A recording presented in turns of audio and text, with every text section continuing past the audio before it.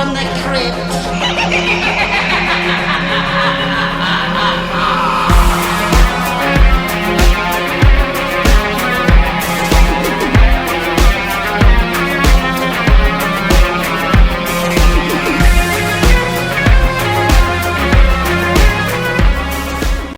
Hello, boys and ghouls. Welcome to episode 82 of Dads from the Crypt, Tales from the Crypt podcast. My name is Jason, and tonight I'm joined by Mando. Hello, Jason. Hello. And Jody may or may not fall asleep, but he might join us. We'll see. But tonight we have a very special guest for you. We're joined by Spencer from Ice 9 Kills. What's up, guys? Thanks for having me. It's a pleasure. It's a pleasure. For those that may not be familiar, tell us about your band. I am in the band Ice 9 Kills, and I like to sing songs about taking an axe and cutting people's heads off. That's awesome. That's pretty much it. That pretty much sums it all up.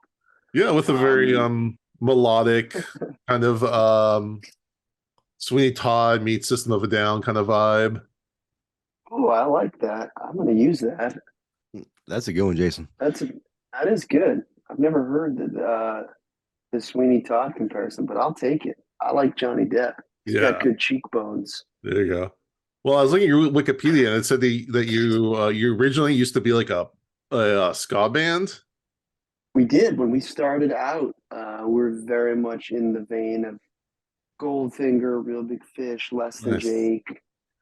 All like the Epitaph in Southern California scene, and I still worship that music and still 100% an influence even to this day. Yeah, that was the music like when I was in high school. That was real big, so it's always had a big impression on me. I still make a point to try to go to those shows too. Like I just saw Offspring recently. I saw Goldfinger and Zebrahead. I love that stuff. Well, you did Warped Tour at one point, right? We did. Let's see, 2014, 16, and 18, the full run. And then before that, did, a week here, a week there, like 2011-ish. And then before that, before they ever even asked us to play, we would sneak onto the tour and just sell CDs with our iPods, and we did that for like a couple summers, the entire summer. That's awesome. I thought you were going to say you guys just jumped on stage and played. That'd be awesome too. Like if you just jumped on stage. Well, we had to kind of like float below the radar, because we didn't want to get kicked off.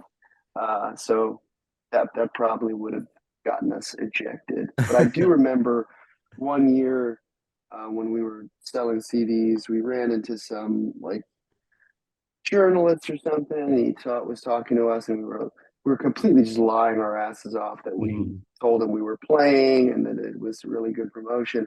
And then the next day it ended up like in like the Boston Herald, like this article, and we have it somewhere. I gotta frame it and send it to Kevin Lyman. I'm sure he would get a kick out of that. We're just lying our asses off. That's awesome. I went to Warped Tour, I think it was 99, and they were trying to infuse some rap metal into it. So Cypress Hill was supposed to be there, but they dropped. But Ice-T with Body Count was playing. That's sick. Yeah, it was really good. And then they dropped, because Cypress Hill dropped, they brought in this young white rapper that no one knew named Eminem. Right. That's funny. And it was awful. It was really, really bad at that time. It just wasn't the right sound wasn't right. I don't know what it was, or it just wasn't at that point yet, but it was not good. I'm sure. Man, I would have loved to see that set though. I got to try to find that's got to be on YouTube somewhere. I tried. Yeah, I tried to find the Eminem part and it wasn't, but yeah, because I was like Blink-182 and Pennywise and the Vandals. I think Zebrahead was there, and I think Lit. Yeah, it was a great lineup. It's a great time for music. Yeah, I miss that era.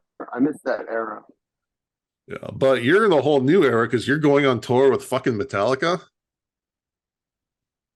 Insane, man. Every time someone asks me about it, I think, and then I hear myself say that we're going on tour with Metallica, I assume that they think I'm either full of shit and lying or just fucking crazy, and I think I'm going on tour with Metallica. So it's always an interesting conversation to have, but we are just beyond stoked. Like, that's dream so come cool. true. That's so crazy. Because Metallica, I mean, those guys are. Oh, go ahead. Also, yeah, they're one of the handful of bands around that still have that, like, I don't even know the term for it, that legendary status, or almost God, I can't, my brain's not working that well, but they're like true celebrities in metal, and like on a different plane than everybody else, it feels like, and have that mythical status that most bands don't have nowadays, like those guys and like Maiden. So it's kind of, man, that's gotta be cool. That's gonna be rad. I was thinking about I've seen them on like at least once in the last 4 decades. I saw them in the 90s, I saw them in 2000s, and I saw them in 2016. They were at the Rose Bowl, and I went to their 40th anniversary concert last year. Yeah, that's the one you didn't invite me to. That's cool though. Yeah. What a dick. I know, right? Like, yeah, invite your boy. I was dropping hints and everything, and just I was sitting, waiting for that phone call. Never got it. Hey, it took a while to get those tickets too. That wasn't easy. So my question is though, so are you and Kirk just like watching horror movies together? Maybe, we played 3 shows with them so far, and I did get a chance to briefly speak with Kirk at the Buffalo show, and we definitely got into some horror stuff. He was wearing a button-down, short-sleeve Texas Chainsaw Massacre shirt, so we were talking about that and talking about his collection. He's got really, really extensive, crazy collection that was actually on display in Salem a few years ago. Yeah, I saw that. And it was really funny because I went to a private school, like for middle school, pretty as far away from metal as you could possibly be, in terms of, it was a fairly strict kind of, not a boarding school, but like a boarding school-esque.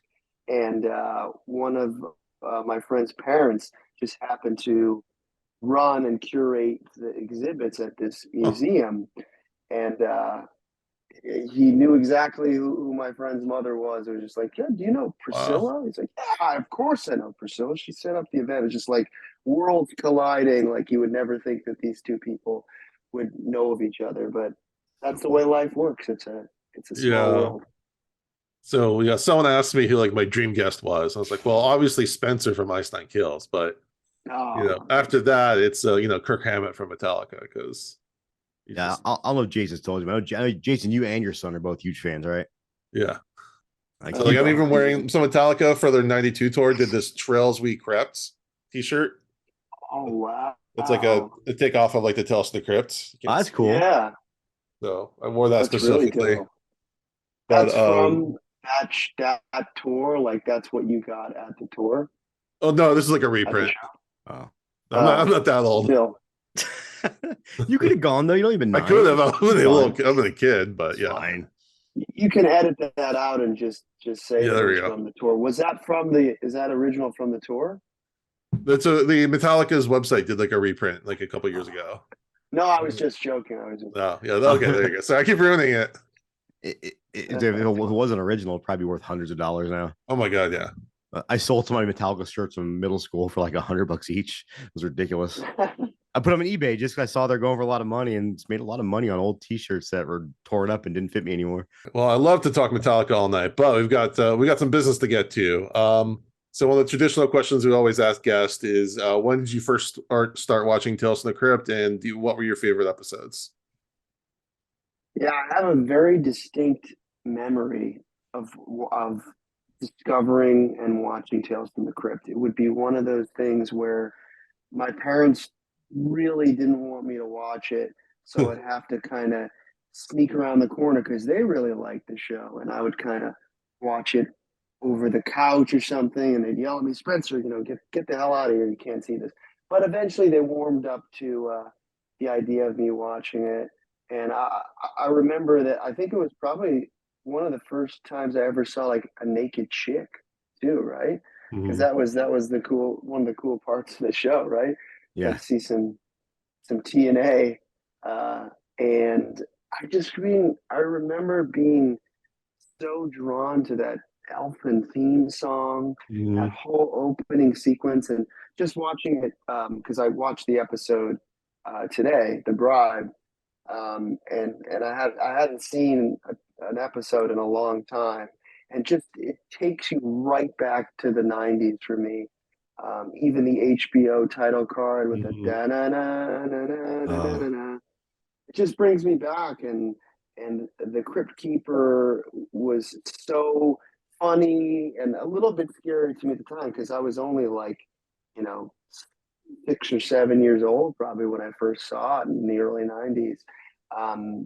And as you know, if you listen to Ice Nine Kills and are familiar with our lyrical content and our song titles, I have an affinity for puns. Yes. And I think subconsciously the Crypt Keeper definitely had an influence on me, and not subconsciously, consciously, because one of our older songs, is called "The Fastest Way to a Girl's Heart Is Through Her Ribcage," which is a direct quote from the Crypt Keeper. Cool.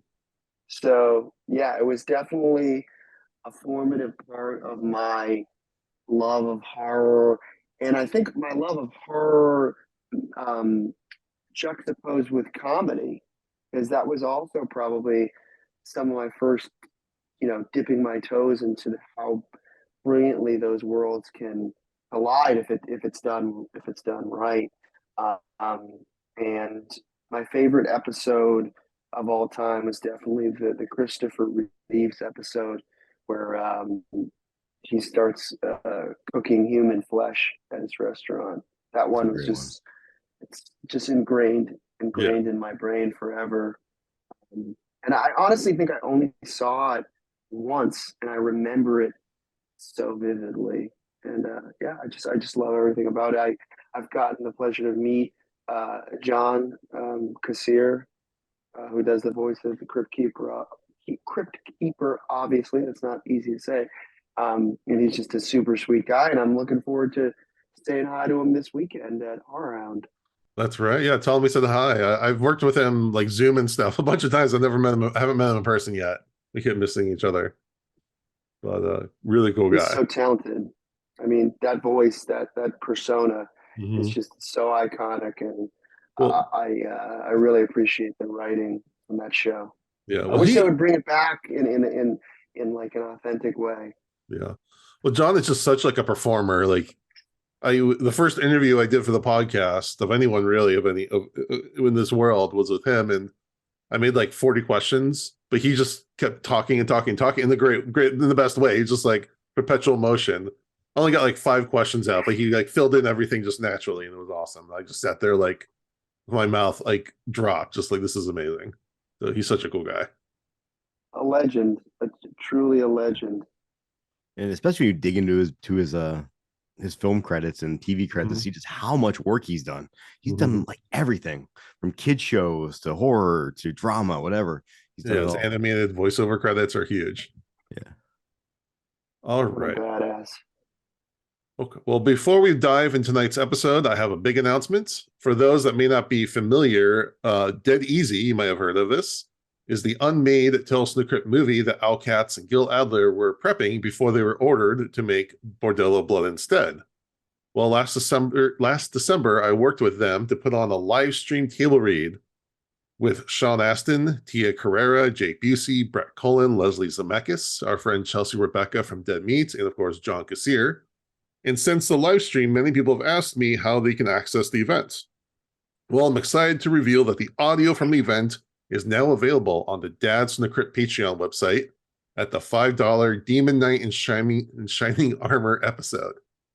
Al will be posting the video of the event and the original script on his Patreon at some point in the future. We have more really cool content planned for our Patreon, so now will be a great time to join and check it out. All right.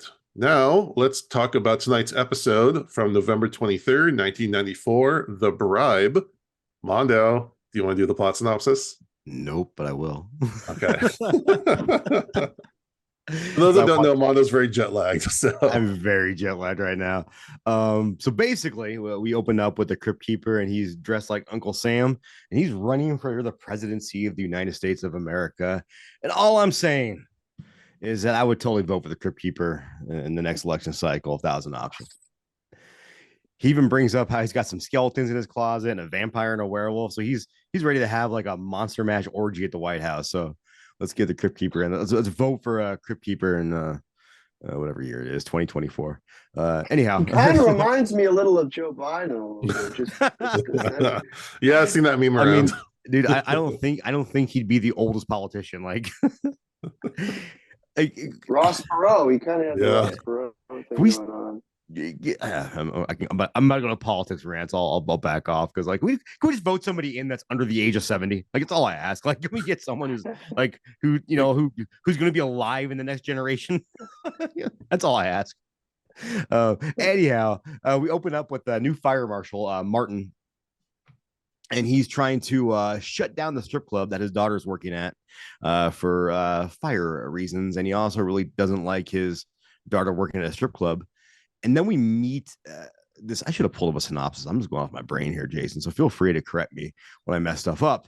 But we then meet it's Benicio del Toro, who is just God. I love Benicio del Toro. He's just fantastic and everything.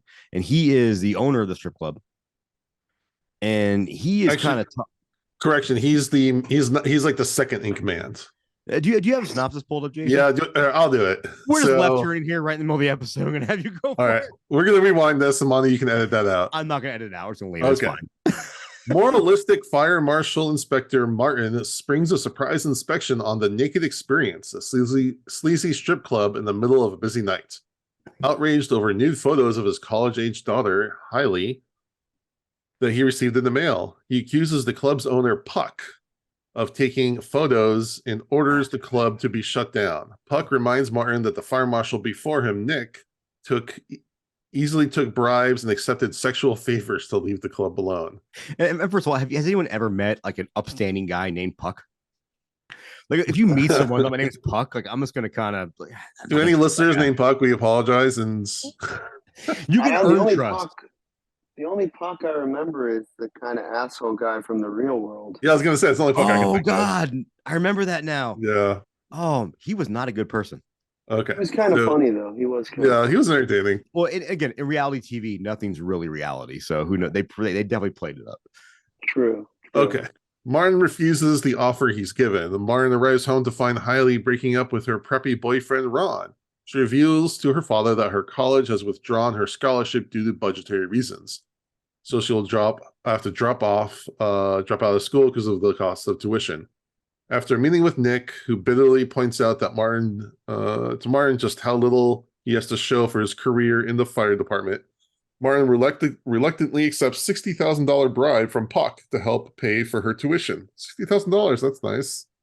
That's 1994 money too. Yeah. Under the condition that Puck leaves Hailey alone. Martin tells Hailey that he managed to end their financial problems so she can stay in school, where she joyfully reconciles with Ron. As she gets ready for a date, Martin gives Hailey a gold charm bracelet that belonged to her late mother. Not wanting to have his reputation tarnished by the bribe, Martin corners Bick, an unstable pyromaniac/arsonist, who he coerces into setting fire to the Naked Experience next Sunday when it'll be closed. Responding to the scene of the fire after the club is burned down, Martin is shocked to discover that Puck had held a private party that day and was the only survivor. The party was apparently for Hailey and Ron.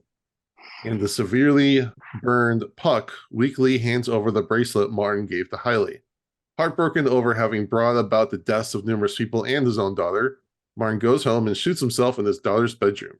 The next morning, the phone rings and the answering machine picks up.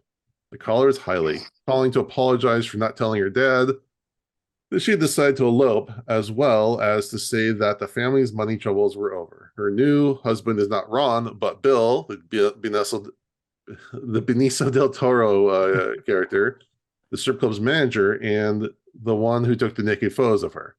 The two of them arranged for Martin to receive the photos anonymously and for themselves to leave the party early in order to divert suspicions. As the duo drive off, highly wonders where her bracelet is, but so besides, it's not a big deal. If you want to be depressed, $60,000 in January 1994 would be worth about $123,000. Oh my, yeah, that's some expensive ass college there. God damn. All right, Spencer, you're our guest. You can start us off. What did you think of this episode?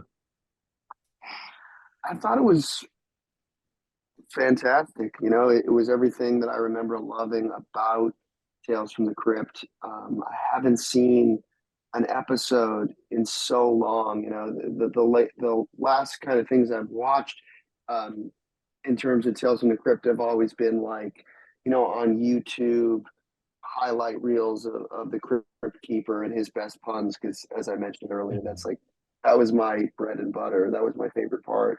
But just twist after twist after twist. The acting is really good. Terry O'Quinn, who of course people know from Stepfather, but I think the first time I remember seeing him was he's the father and the boss in Old School, isn't he? Isn't he the one who? Yeah, I think so. Alicia Cuthbert's father, and yes, Luke Wilson's boss. So he's got range. You know, he can do the comedic stuff like in movies like Old School, and he's just a great actor, and he really nails the part of the concerned father that's kind of willing to do anything for his daughter. I also noticed some interesting editing choices that I found weird but really cool. When he's talking with his daughter and his daughter goes into her room, the wall goes transparent. Yeah, and that was just something that was so strange to me. It was such a strange choice of editing, but I really enjoyed it because you just don't really see that too much. It almost felt like a stage play. Yes, how they shot that. I really like that. So I thought that was really interesting. Of course, love seeing a young Benicio, and the girl lead who I knew from Father of the Bride. You know, she's Steve Martin's daughter. She's always really sort of magnetic to watch in whatever role she's playing. I thought she was great. And then the club owner, I recognized from the first season of Ozark, and I had never seen him in anything else. That's a really young Asai, I think is his first name. Yeah. But altogether, it was just twist after twist after twist at the end. And I thought it was, you know, like a kind of like shows you the quintessential kind of great Tales from the Crypt. I wish I had a few more puns out of the Crypt Keeper, but I had a great time watching this episode. Nice. Armando, go. So I think a fun piece of trivia, because you brought up Old School. I think in Old School they have that scene where they have Master of Puppets playing. Oh yeah. I think that was the first time Metallica, and so Metallica is actually the first time in a feature film that Metallica let their music be used in like an official capacity. Yeah, I remember in the theater hearing that. I'm like, wait, I don't think. Yeah, it was really surprising to hear a Metallica song in the movie. I think it would, the only other time they had done it before then was for the documentary, the Paradise Lost documentary. Yeah, so it's fun little callback there. That's awesome. Yeah, I remember hearing Lars talk about that recently. That because you know, Master of Puppets has been on Stranger Things. He was saying that they stopped being so precious about what stuff they would allow Metallica music in. So that is very cool of them. Yeah, I was watching. My daughter has a cult, so I was rewatching Wednesday with her because that's like her comfort show, and there's like a like cello version of Nothing Else Matters. Oh, that's cool. I was trying to explain to her who Metallica was. I think it was Any Given Sunday. They had like motor breath in like the shower scene, but that was like in the background. But in the background, so that was the first thing they actually applied it to. But you know, say what you want about Lars, he was very smart with his marketing of the music and very protective of it, and I respect that too, what he did. But getting back to this episode, sorry. No, Lars for Metallica interlude. We should have listened to Lars back then. Yeah, that's what the musicians all think now. You know, it's funny. Right. It's like I will. It's Lars the drummer is not my favorite drummer in the world, but as a businessman, like without him, Metallica isn't where they're at now. It's just how it is, and he was a very very integral part of that band. He's a very smart guy. Very smart guy. Watching them play, 3 shows we play with him, he's just crushing it though. He's just in the pocket, and it looks like he's having more fun than he's ever had, which is cool to see. When I saw Metallica the last time I saw him was in Vegas here, like 3-4 years, right before the pandemic. And I'm not gonna lie, they sounded the worst I'd ever heard them, and I had the best time. There was so much because they're still having fun, they're still playing their asses off, and that energy really comes through. Like it really does, and it's hard. It's kind of like, well, I say Maiden's almost perfect, but their energy comes through. You just can't have a bad time with those concerts.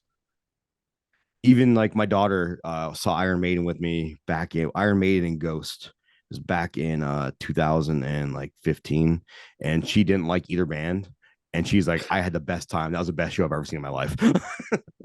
That's when you know you put on a good show and you don't like the band and still like she likes Ghost, and now she tries to flex on people because we got into Ghost, and I don't like their newer stuff, but I got into them when they like their first tour they ever did in the US, and she got a shirt signed by the frontman. So now she tries to flex on people and show that picture now, acting like, oh yeah, look how cool I was. She's a gatekeeper. Bias. To the episode, sorry, Jason. I think this is one of the bleaker Tales From The Crypt episodes, and that's saying something. Like I thought it was actually really dark, and I really liked it. I think the acting was fantastic. I loved you brought that cinematography with the transparent wall. Absolutely loved that. Like I had to rewind that scene a couple times and watch it because it threw me off at first. I was like, oh, they're kind of doing like a stage play, which is really cool. Just some odd things I thought was funny is as what's his name, Puck is dying basically. His last act is to hand that bracelet. He had it clutched in his bloody hand. Why was he bloody? It was a fire. Oh, yeah, I don't know, but he had it clutched. Why would he be smiling? I mean, his face is burned off. He's blind in one eye. That was a great effect, though. That was really good. It was. It was good, and it fits in with the story. It's just kind of a funny thing to think about. And I thought the thing you do. Let's be honest. Like, yeah, that would be very, very terrifying as a father. But I would wait for some kind of confirmation. Yeah. Like I think my brain immediately go to an optimistic place or a hopeful place. Oh shit! I hope they just lost their bracelet. It wasn't it wasn't what I think it is. You know what's really awesome if it like instead of the bracelet, like it was the imprint of the bracelet, like from like Raiders of the Lost Ark. Oh, oh my god. And another movie I just watched while I was traveling was Temple of Doom, and I was like, God, this movie's fucking dark. I forgot how violent that movie is. Like they're making him drink blood. I was like, oh, I remember watching this and making me like terrifying me as a kid. Yeah, like, don't do it, Dr. Jones. Tearing out the heart. Yeah, that was awesome. I love that scene. I do remember that. Oh, as a kid, I just thought like you could just do that. I'm like, well, you can just tear someone's heart out. Okay, that's fucking terrifying. Harry Jason Voorhees. Yeah, I had Harry Warden. There we go. It's all the same universe. Right. that makes drink the blood. Man, it makes it even scarier. Like, no, he's gonna fuck me up. I love Benicio del Toro too, like in everything he's in. Except for the Wolfman remake. God, what a waste of Benicio del Toro and Anthony Hopkins. But I'm a big fan of this of that guy and everything he's in. So yeah, my only complaint with this, and this is not really even that big of a complaint, is it was again, I'm still a sucker for the good guy coming out on top, but there really wasn't a good guy in this. I mean, I think Hailey is probably the closest thing to a protagonist because it seems like everything she's doing, like it kind of sucks because she's going with this guy for the sole purpose, I think, of trying to take the burden off her father. And to his credit, he's not pressuring her to do anything like that. He didn't tell her, hey, I'm gonna go take a bribe and burn this club down. He's just saying, hey, I'll do what I have to do. I'll get you the money. Don't worry about it. But the way he manipulates the arsonist is kind of unsettling because he's definitely playing into this dude's mental illness. And it remind me of actually remind me of in Hellraiser too. Yeah. When he hands the guy the razor blade and says, go have a good time. And that's kind of remind me of the same thing. You're taking someone who's definitely mentally damaged and using them for your own nefarious needs. But yeah, and he has a weird justification where he's like, "Well, I'll do it on Sunday when the club is closed." Like, you know, if there's maintenance people in there, or if someone in the building next door works that day, you can burn down the whole block. this is almost the conversation from Clerks about the contractors on the Death Star. But yeah, and I think it's funny because they do always call it a sleazy strip club, but the Naked Experience is a great name for a strip club. I'm just going to say that. And for anyone who thinks there's no such thing as a non-sleazy strip club, you're kind of right, but there are definitely different grades of strip clubs, especially here in Vegas. And I don't think that one really constitutes like super sleazy. Like when I think of sleazy kind of strip clubs, I think of like True Romance, Gary Oldman kind of strip club. Yes. Or end of the end of Requiem for a Dream. That's pretty sleazy. Well, supposedly, according to IMDb, Kathy Ireland was one of those strippers. Really? Kathy Ireland, who follows me on Twitter. Who follows you on Twitter. I knew I recognized those areolas somewhere. I'm still flexing. I still have not followed her back. Like once a month, I check to make sure she's still following me. One day I'll follow her back. Amazing. Hey, it's the little things in life that make life worth living. Yeah. I especially given the last couple episodes, this was a really good one. It's really well directed. It's by Ramón Menéndez, who hasn't done a ton. He did a movie called Money for Nothing with John Cusack, and then a movie called Kick It Up a couple years later. But I think he had a good directorial vibe going. I would like to see him do more. Terry Quinn was really good. I remember him from like The Rocketeer and Space Camp and Silver Bullet. Who was he in The Rocketeer? Because I really liked that movie. He was he was in the FBI, or he was a cop. He was a cop. And then Kimberly Williams-Paisley. First of all, she's married to Brad Paisley, so that's already makes her awesome. And she is just so charismatic, but she's gone through this crazy Hallmark phase where she's done The Christmas Train, The Christmas Chronicles, A Nashville Christmas Carol, A Nashville Country Christmas. Dude, Bruce Campbell's in that Hallmark phase right now. Yeah. So I was hoping Jody would be here to give us some of the Nashville lowdown on her. And then the guy who plays the arsonist is Max Grodénchik, who played Rumpelstiltskin in Rumpelstiltskin. Which I was reading a little trivia on that today, and that's actually directed by the guy who did the first Leprechaun movie. Oh, no way. He wanted like more creative control. So instead of doing Leprechaun 2, he went and set this up, and well, you know how that went. You know what, man? More power to him. Because that first Leprechaun movie, it's slapstick, but it's got some terrifying stuff in there. Yeah. Speaking of like, royalty-free characters that you can make horror movies out of. But it's a pretty dark episode. Have you seen Rumpelstiltskin? I must have seen it many, many, many years ago. I thought you could make a really fucked up horror movie about that, because that's a messed up story to be telling kids. Yeah. I hope you remember this guy's name, because if not, your baby's gone. He's going to eat it. But we already talked about it. This is a dark episode. There's a suicide, and then the daughter's running off, and then like that final line just kills me. About she's like, "Oh, do you know where my bracelet is? Oh, never mind, I don't care," or whatever it was. I'm like, she just doesn't regard that as anything worthwhile, or like, I don't know, like she could have gone back to the club real quick and got it. Like it felt like, to me, that felt like what's his name, Bruce Willis's watch kind of scenario from Pulp Fiction. Here's a dad question for you. Is it like one of those things where is it bum you out because like, man, he gave it to her and he's got a lot of sentimental value for it, and it kind of breaks your heart that she didn't? Yes, totally. 1,000%. I feel you, dude. I feel you. For a second there, I thought, and I'm glad that it didn't go this way, that she was in on it, and that she helped orchestrate this whole thing and was just, covering bases by leaving that message. So I'm glad they didn't go that way, because that would have been even darker. Yeah, I agree. They had her in on it. And I think for the most part, I don't even think the club owner was in on it.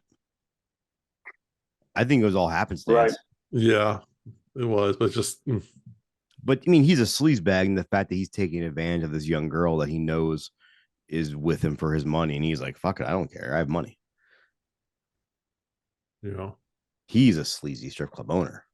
Could be classy, could be a classy joint, but he's the owner. It can be sleazy. Yeah. All right, let's move on to the comic comparison.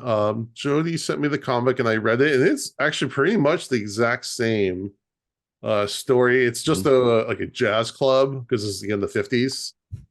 It's from Shock and Suspense. What did they have strip clubs in the 50s, or was it just like you go and flip a gold nugget on the counter? More like peep shows, maybe. Yeah. Let's see. This is Shock and Suspense number 7. I'm trying to get the year, but I bet so. We have a place down here called the Erotic Heritage Museum. It's actually a very cool museum with that thing, but they do have they have old peep show machines from the 20s and 30s where you can actually look into it and see what they were saying. It's kind of cool. Yeah. Silent pornography, right? Yeah, they have the exhibits are based around that. It's actually a really, really neat museum. Yeah, don't take your kids there, Jason, but but you can go. Yes, this is from 1954, so it's like a jazz club, and they don't have enough exits. They only have one exit for 400 people, which is kind of fucked up. On any level. Was Great White playing, or was it? Doesn't say. Okay, but yeah, and the funny thing is the fire was caused because there was a juggler who juggles flaming torches, which sounds like a terrible idea for a jazz club with only one exit. So he doesn't hire a arsonist or anything. It just happens to happen. But then the rest is kind of the same. Really bad idea. Yeah.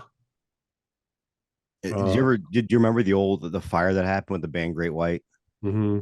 Just fucking travesty. And if you ever seen the video of it, they showed the video when it started, and they literally had pyrotechnic mortars pointing at the ceiling, and the pyrotechnic, it's just fire hitting the ceiling. What was right towards the insulation. It's crazy.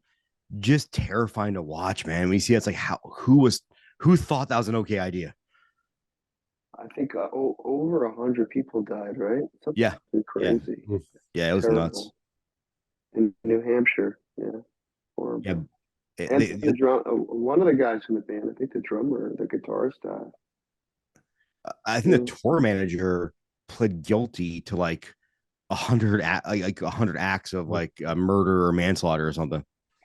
I know the club owners, the Lyons brothers, I think is the people that own those clubs. I think they stood trial too. I don't know exactly what happened, what the outcome was, but just a terrible way to go. I mean, definitely. Because I think also, I don't remember if my memory is correct on this, but the way the doors were, they didn't open out; they opened in. So there was no way for anyone to get out. In terms of if you're in a situation where there's a panic like that and everyone's going for the exit, the doors should open.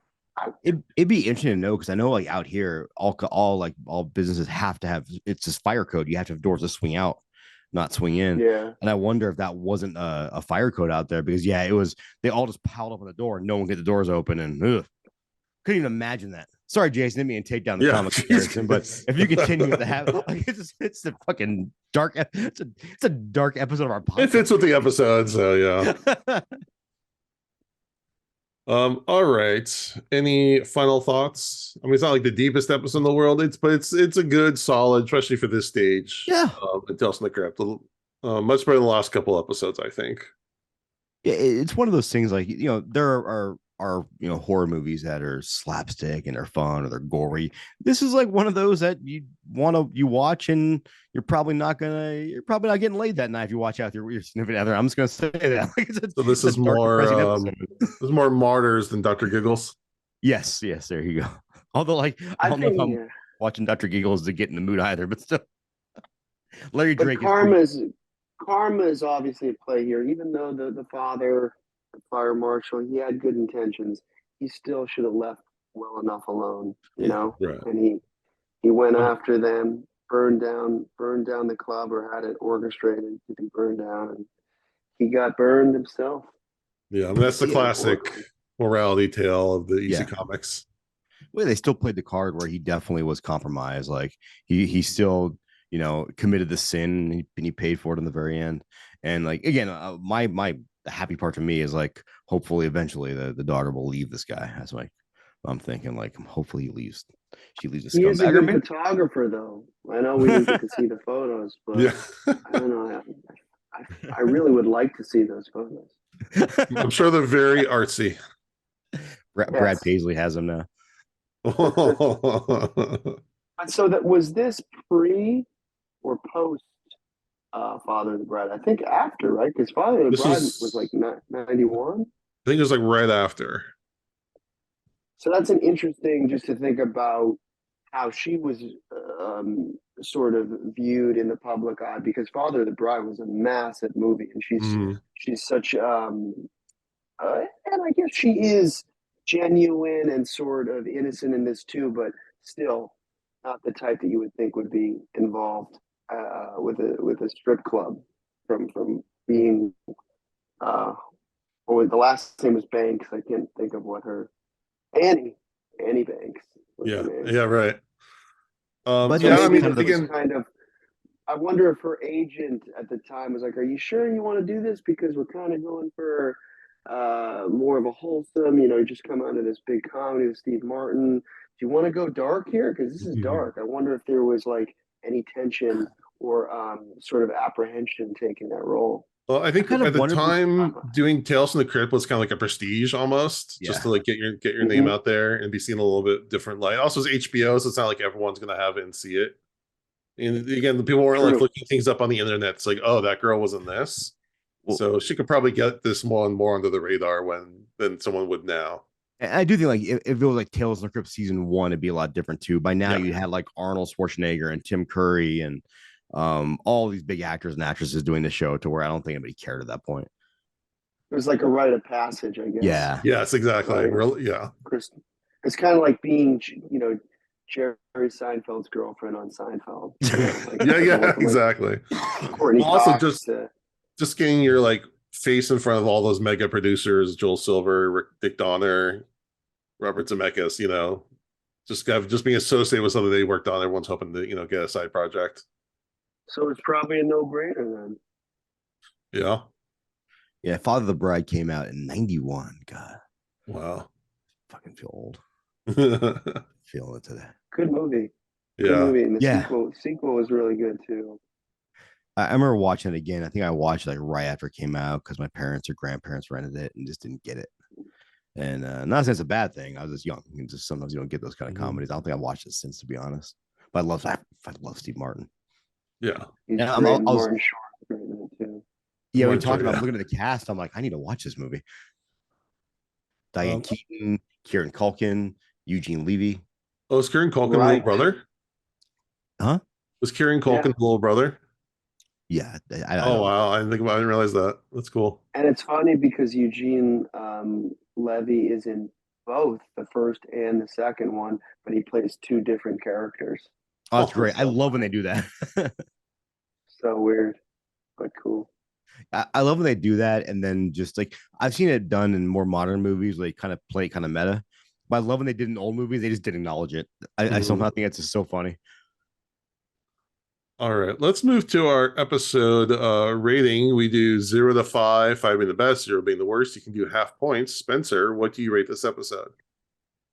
I would go with a really solid 4.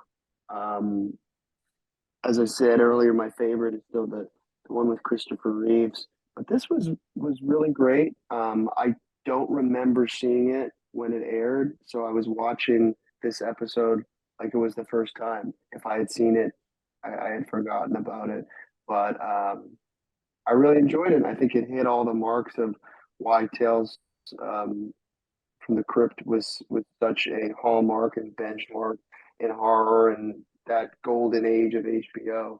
It had the Crypt Keeper killing it with the puns, but also sort of a dark, campy edge to the story arc, and definitely had some twists at the end that I didn't see coming. There's one twist you think she's dead, she's not dead, and then the twist of him killing himself and the call at the end. Yeah, I really enjoyed it. Nice. Mando. I'm the same, but I think it was a good solid 4, which has been a nice change of pace in the last couple of episodes we watched. I was like, why are we watching this show anymore?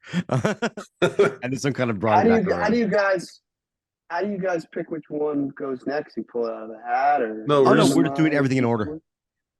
Oh, okay, cool. Yeah, we started season 1, episode 1, and then after season 7, we'll have to figure out something else to do. We're thinking Freddy's Nightmares maybe, but it's kind of bad. Watching some of those, and I'm like, ugh. Maybe we'll do a best of. How many episodes of Tales from the Crypt are there? There's like 90 something. And what number is this? I don't know. Let me check. I think there's about check my spreadsheet. There's roughly 23 more left, Jason. Yeah, so this is episode 81, and there's 96 total. So we'll finish sometime around the summer. So you guys have been doing this for about 20 years? How long? When did you start it? We started about a year and a half ago. Actually, we're coming up on 2 years. That's awesome. Great concept.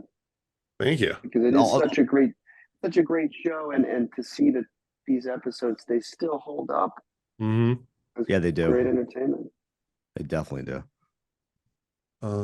So I'm with a 4 as well. Because we're both a hive mind, but it's got everything you really want from Tales. You got the camp of the Crypt Keeper. You got some boobs. You got some blood. You got some twists, and this one actually made me feel something. I was like, yeah, as a father, I'm like, oof. Yeah. And again, my daughter's been sick all week, so all she wants to do is just cuddle and watch Wednesday, and it gets the dad vibes going. My daughter's all like, I'm just gonna live my own and be all cool. It's fine. I'm sure my daughter will do that sooner than I know, but for now, I'll take it. She still wants to come over and hang out. That's a sign you did okay. Yeah. When your adult children want to come hang out. Drink your beers. No, she's only fucking 20, dude. And she hasn't got taste. She's not gonna drink my expensive beer. Fuck no. I don't give a shit. She comes to my house and drinks, but she's just not driving anywhere. It's just a rule. There you go. All right. Well, that wraps up that episode. Mando, give us your song of the day. Okay, I actually picked a band from Boston because I know you got your Einstein Kills from Boston, and it's also a band that likes horror and also a band that likes puns. A band called December Wolves, and I discovered them in high school. They came out their first record till 10 years, like just straight Norwegian black metal worship. And then they released, I think in 98 or 99, which is when I discovered them when I was in high school, was completely Dehumanized, which I kind of implemented a lot more, I guess you'd say a thrash sound, kind of black thrash. And then they released their last record, again, going with the puns, Blaster Piece Theater, which it kind of went really kind of post-black metal with some of the post-hardcore elements and really experimental, and after that they broke up, which is really sad because they had this kind of cool arc of 3 distinctly different records and always evolving their sound and kind of adding in new elements. And they kind of went away from that. But even like Blaster Piece is kind of where they hit that they go with the puns. Like one of the songs is called remember the show Desperately Seeking Susan? Yes. They had a song called Desperately Seeking Satan. Nice. And then they had as a huge Lucio Fulci fan, they had a song called Do Not Entry, which is famous in the Beyond. They have signs in the hospital say do not entry instead of do not enter. They had a song called Porn Again Christian. And just all kinds of rad stuff, and they're horror, like very horror influence, obviously. The song I'm gonna pick is gonna be off the album Completely Dehumanized, which is where I found my love of this band and really got into them. And the song I'm gonna pick, because I love the song title, and because it's a very bleak episode, we're gonna go with a very bleak song title, and it's gonna be Time Flies When You Wish You Were Dead. Of the album Completely Dehumanized by the band December Wolves, a really, really great band. Really one of the early like pioneers of American black metal, back when the Europeans were saying, oh, the Americans can't make good music. Yeah, fuck you guys. Yeah, we do. And we also make better beer than you guys do too, so fuck off. But it's a great band, and I wish more people knew about them. So hopefully a handful of people will listen to this and be like, yeah, I should check them out. But as most people do, they probably just fast forward through this segment. Hey, I'm putting on my Spotify right now, so I appreciate it. I'll listen to it when I walk my dog later. You might dig it. It's I think you would dig the last record they did, Blasterpiece Theater, more because I know you like prog and it's got more of the prog elements in it. But completely dehumanized.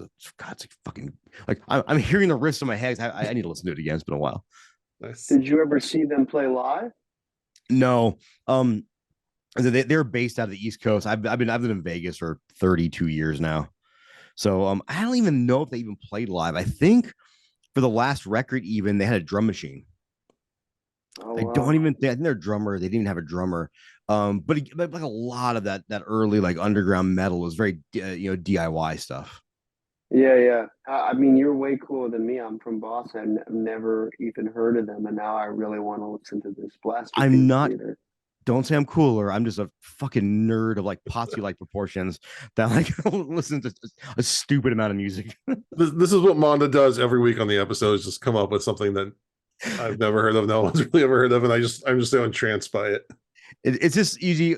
Something will just ping in my head, and I was like, Boston. And you said puns. I actually had a whole different. So the song I was going to pick was by an old thrash band called Cryptic Slaughter. They did an album called. They were kind of in the vein of like Dirty Rotten Imbeciles, DRI, or like Suicidal Tendencies, or maybe even Corrosion of Conformity. Just kind of that thrash hardcore crossover. And but my cousin turned me on to them when I was real young, and they had an album called Money Talks, and they're one of those. They're a thrash band that a lot of people say they should have gotten bigger than they ever were, which is we hear about every band, right? But they were kind of a little bit noisy, and I mean that as they're a little bit chaotic, more like one of the reasons to go back to Metallica, they got so popular, and I mean this in the best way possible, is they had such tight songwriting, like such tight musicianship, where this is like one of those bands that definitely didn't have that. And it's that. But when you mentioned my brother, oh shit, like the Ice Nine Kills from Boston, and when you mentioned puns, I was like, oh, I gotta go December Wolves. I'm pretty something's wrong up here. I don't know what. No, I love it. I think something's very right. All right. Normally we do horror news, but since Jody's not here, we're gonna skip that. But Spencer, I saw your little poster in the new Scream movie, and which made me like jump out of my seat for a moment. And then I saw you were in the music video with Demi Lovato. It's just crazy to me. All that stuff is nutty because I'm such a huge fan of Scream. Mm-hmm. It was the first horror movie that I ever saw in the theater. That's cool. And I still remember it so vividly being in that theater. And I was already a huge horror fan. Loved Michael, loved Jason, loved Freddy, and Texas Chainsaw. So being in the theater and watching Scream, and I just remember hearing the killer referencing Michael, talking about Halloween, and I was just like, this is going to be my favorite fucking movie of all quick time. Question. At the beginning with the phone call, were you shouting, it was Pamela Voorhees? Were you shouting that at the screen? 100%. I wasn't shouting it. I was 11 at the time, but I definitely was like, Miss Voorhees. And she goes, Jason, up. She's fucked. I definitely knew my shit enough to know that Miss Voorhees was the killer in the first one. But yeah, the people that put together the new movie, Radio Silence team, Matt, Tyler, and Chad, just the nicest guys on the planet. Met them randomly at a wedding, actually. Our mutual friends, Dead Meat James and Chelsea. We were all seated at the same table. It was kind of a pretty crazy table. It was Heather Langenkamp, who officiated their wedding, which was pretty interesting. That's fucking rad. She was awesome. The wedding of their dreams, no pun intended, but pun intended. Bonnie, who plays the nun. The nun, yeah. Joe Lynch is a great filmmaker. Did Mayhem and Radio Silence, and just kind of hit it off. And our poster ended up in the movie, and I was really stoked about that. And so cool. Another cool thing that sort of came from that is when I heard they wanted a poster of ours and they were doing it in New York, it's supposed to take place in New York City. I thought, let's make the poster like a show flyer for an Ice Nine Kill show. So I knew they loved deep cut Wes Craven references, and I thought, let's make the venue Abe's Snake Pit, and Abe Snake was the alias that Wes Craven went by when he directed Porn. So they loved that reference so much that they named the convenience store in the movie Abe's Snake Bodega. So that was just really cool that they liked that idea, and they've been talking in interviews and giving me credit for it. And it's like, man, doesn't get any cooler than that for me. That's so cool. Wait, so this the poster says that, and the pagoda is named that. So Ice Nine Kills played at the pagoda. Well, you can't see the name, but the name of the venue on the flyer. But I was thinking, hey, if there's a Scream 7, Scream 8, maybe we play at the bodega. That'd be there. Cool. You go. That'd be rad. That'd be super cool. That's awesome. I haven't seen 6 yet. I really need to. I actually binge watched 1 through 5. So I haven't seen 1 since like it came out, and I watched it again. And I remember when it came out, I don't have as fond of a memory as a lot of people do of it, because actually my first movie experience with a horror film, I think, what was Bloodlines? How was your Bloodline? Maybe. Wow, that's certainly a first one. Yeah, but and I remember, like, it's one of those movies that was so hyped for me. By the time I saw it, I was kind of let down. And then I watched it again, like just like 2 weeks ago. I had a sinus infection. I was like, holy shit, this is a great movie, and I'm an idiot. And then I watched the whole series. I'm like, I kind of like every movie in the series. I still need to watch 6 though. Yeah, I saw the first one in the theater originally. No, I did not. I saw it on home video on VHS. Yeah, I saw the first one 3 times in 1 week in the theater. No, I think I would have seen it in the theater. I would have had a whole different reaction to it. But man, I was under the seats. Yeah, dude. As soon as the phone rang in the Nev Campbell scene, me and my cousin were like, "Oh fuck!" It was so scary at the time. That mask, wasn't ubiquitous like it is now. Now it's this iconic thing, but at the time, it wasn't really known. And I'm so glad I saw that when I was young, because it really had a super scary effect on me. Like, I was terrified of that movie, but in the best way possible. That's awesome. See, and I grew up loving New Nightmare because it was because how meta it was. It felt so real. Like, suddenly this thing is no longer like, holy shit, there's Wes Craven talking about it. There's Robert Englund as Robert Englund. And I watching Scream again, I had like a whole new appreciation for New Nightmare, and how that was like he was taking that and building Scream off of that. And I mean that in a very positive way. Like, it's so good. Yeah, very underrated. Yeah. And I think, Kevin Williamson, who wrote Scream, definitely cited that movie as a big influence. Yeah. Because I think that was really, other than some references in like Jason Lives, and maybe Fade to Black, like that was really, New Nightmare was really kind of the first one that I think really played into that self-referential stuff, which was obviously brilliant and ahead of its time. It's interesting because for a lot of time, like you said, it's ahead of its time. That movie kind of got panned by a lot of critics and by a lot of people in the horror community. And I think like almost in the past 5, 6, maybe even 10 years, it kind of got I think people started looking at it with fresher eyes and realizing that Wes was way ahead of its time. And I'm not saying that just happened with those movies I saw on VHS and scared the shit out of me. And but I was like, man, like that's my top 3 nightmare movies. I think that movie's just so freaking good. Well, I think the problem was by that point, people went to nightmare movies to see Freddy, but that movie in particular was you were there to see Nancy. I also love Jason Lives. Not Jason Lives. I love Jason Lives, but also Jason Lives is by far my favorite. Yeah, same here. My favorite, but I also love Jason Goes to Hell. I know that one. In X, they all have their spots, but 10 is close to my heart, very close to my heart.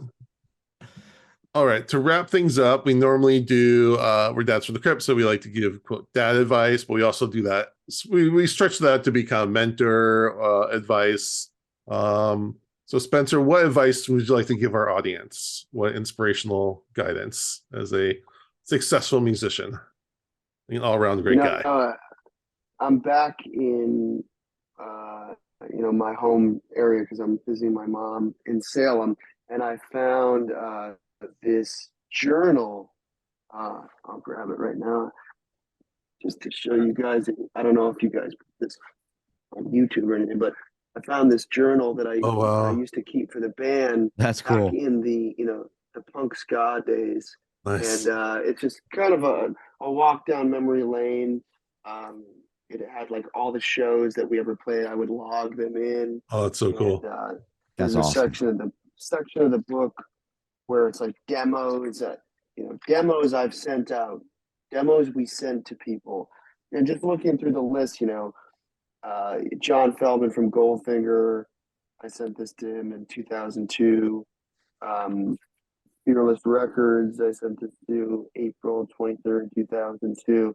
And, we never gave up what we wanted to do. And, 15, 20 years later, we'd be in the studio with John Feldman working on songs and be signed to Fearless Records. So I guess if you're passionate about something, give it your all and don't give up and don't listen to anyone who says you can't do what you want. Because you can. That's awesome. The time and the effort. And also as a guy who's a failed musician, I'm glad I tried rather than not trying, if that makes sense. Mm-hmm. Like I'm comfortable with trying and not making it than I would have been with not trying and not making it. Nice. Exactly. No woulda, coulda, shoulda. Yeah, there's nothing wrong with that. I'm a happy guy. Mm-hmm. Not really. I'm a very depressed guy, but you know what I mean. No, that's great. You gotta put yourself out there and go for that, and you can make a great Tales from the Crypt podcast and have great guests like Spencer if you put in the time and effort, and it never hurts to ask. Like I was like, should I ask Chelsea if I can? She can hook me up with Spencer. Like, oh, she's like, sure. Somebody's got to be brave and take that leap. That's right. It's true, man. It's true. And Jason, you are a proof positive of that. Like, so we kind of joked that like our goal was, we'll get some cool guests. We'll get John Kassir maybe someday. 4 episodes in, Jason's got John Kassir on the show. I'm like, what the fuck? How'd you do that? He goes, I asked. Yeah. And I heard back within like an hour, and I'm like, am I being pranked? I didn't believe it. That's awesome, man. But you do meet a lot of people who have like these great goals and they just didn't try. And it's like, it's okay to fail and not make it. But what sucks worse, like he says, woulda, coulda, shoulda. Like if you try and don't make it, it's fine. It's going to happen. Right. But at least try. Yeah. And almost no one makes it, the first try. It takes many tries to get to that success. The point is they keep going until you get there. As Jake the dog from Adventure Time once said, the first step at being really good at something is sucking at something. He said it better than that. I don't remember exactly how I said it, but that's good. That's good. All right. All right. Well, that wraps up another episode. Spencer, thank you for joining us. Where can people find you? Right now I'm in Salem. Instagram. Walk around Salem and on tour with Metallica, On tour with Metallica, Ice 9 Kills. You could go to www.google.com. type in Metallica, and you'll see a picture of Lars and I having Heineken backstage. Oh my God! Click on that picture, and that will take you to my address in Salem right now. There you go. You better send me a picture of you and Kirk like curled up on the couch watching Tales from the Crypt episodes on the tour bus. Probably do that and watch some Wednesday. There you go. Kirk and I. Awesome. I love it. All right. Well, next week we will be reviewing episode The Pit. We appreciate everyone for listening. We'd really appreciate it if you'll give us a rating and review on iTunes, a rating on Spotify. Check out our Patreon for bonus content, including the Dead Easy audio. Also, check out our YouTube for videos of these podcasts. And with that, we thank you for listening to Tales from the Crypt. Adios. Bye-bye.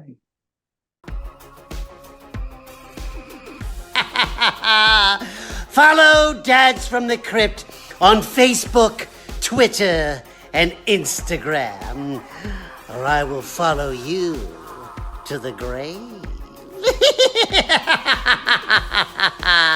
No, seriously, you really should watch. But be careful what you ask for. You may get it.